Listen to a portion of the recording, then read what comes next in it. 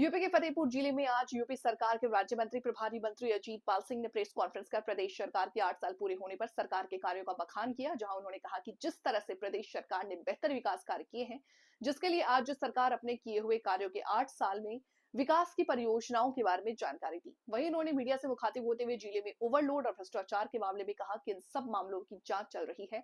जांच के बाद इन सभी मामलों में कार्रवाई होगी। जिले में इन दिनों ओवरलोड वाहनों से वसूली से लेकर सड़कों में दौड़ रहे ओवरलोड वाहन, ईआरटीओ की वसूली, भाजपा जिला अध्यक्ष द्वारा लगाए गए बीजेपी जिला अध्यक्ष और पूर्व सांसद पर भ्रष्टाचार के आरोप के मामले में जांच की बात कही। वहीं उन्होंने अखिलेश यादव द्वारा सरकार के 8 साल पूरे होने पर कहा कि उनकी सरकार पूरी तरह से फेल है। के जवाब में कहा कि उनकी सरकार में हर तीसरे दिन दंगे होते हैं। जब से बीजेपी की सरकार आई है तब से लूट पाट दंगे खत्म हुए, प्रदेश के गुंडे माफियाओं को खत्म किया गया। उन्होंने 8 साल बेमिसाल पर फतेहपुर को टारगेट करते हुए कहा कि प्रदेश में बीजेपी सरकार के लोगों ने भ्रष्टाचार किया, इसका जवाब दे। पहले बयान पर कहा कि मामले की जांच की जाएगी और दोषी पाए जाने वालों पर कार्रवाई की जाएगी। प्रदेश सरकार के यशस्वी मुख्यमंत्री आदरणीय योगी आदित्यनाथ जी के नेतृत्व में जो पिछले 8 वर्षों से लगातार विकास कार्य चल रहे हैं, उसके लिए उनको बधाई के साथ साथ पूरे प्रदेश की जनता को बधाई देना चाहता हूँ। जो 2017 के पहले विकास कार्य रुके हुए थे, जो नहीं हो रहे थे, उसको आगे बढ़ाने का काम किया गया।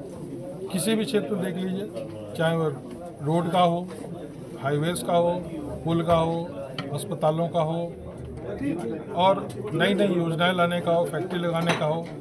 अभी हमारी सरकार गन्ना के क्षेत्र में पूरे देश में नंबर 1 पर है। हम लोगों की इकोनॉमी अर्थव्यवस्था जो पहले 6 या 7वें पायदान की थी, आज वो दूसरे नंबर पर है। ये केवल आदरणीय योगी जी के कुशल नेतृत्व। आपके विभाग में 8 वर्षों में क्या विकास हुआ, क्या उपलब्धियां हैं आपके विभाग 8 साल की? IT इलेक्ट्रॉनिक्स में क्या मेरे विभाग में जो पिछले 2017 के पहले ये केवल एक विभाग नाम का था, लेकिन जब से आदरणीय योगी जी की सरकार बनी है तब से इस क्षेत्र में निरंतर कार्य हो रहे हैं। इसमें डाटा सेंटर बन रहे हैं, IT पार्क्स बन रहे हैं, इलेक्ट्रॉनिक्स पार्क्स बन रहे हैं और डाटा सेंटर जो बनकर तैयार हो रहे हैं, शायद ही प्रदेश में जो बना है, देश में सबसे बड़ा डाटा सेंटर हमारे नोएडा में बना है। बहुत सारी हमारी योजनाएं जो इसमें चल रही हैं, आगे बढ़ रही हैं। हमारे कानपुर में IT पार्क बनाने की बात चल रही है, बरेली में IT पार्क बनाने की बात चल रही है और आगरा में भी बात चल रही है। आगरा में साइंस एंड टेक्नोलॉजी द्वारा वहाँ पे विकसित करने की बात हो रही है। नक्षत्रशालाएँ नए बनाने की बात हो रही है।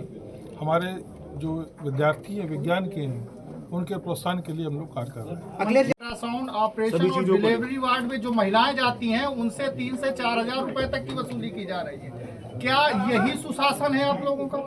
आप जो आरोप लगा रहे हैं उसकी मुझे ऐसी जानकारी नहीं है। अगर जानकारी साक्ष्य सही देंगे, निश्चित तौर पर मैं उस पर कार्रवाई करने का मंत्री जी, अखिलेश जी का बयान आया है कि पूरा यूपी जंगल आज से। आप मुझे बताइए ना किसका लिया, साक्ष्य दीजिए ना। उसी को जांच दी जाती है जो अधिकारी वहाँ पे ऑलरेडी मौजूद मैं जाता हूँ, मैं गया हूँ। तो वही चीज तो बता रहे हैं आप। कभी जिला अस्पताल में जाइए और मैं जिला अस्पताल में भी गया हूँ, मैं वहाँ पे गया हूँ, बैठा हूँ, देखा भी है। देखा कोई जैसी शिकायत है।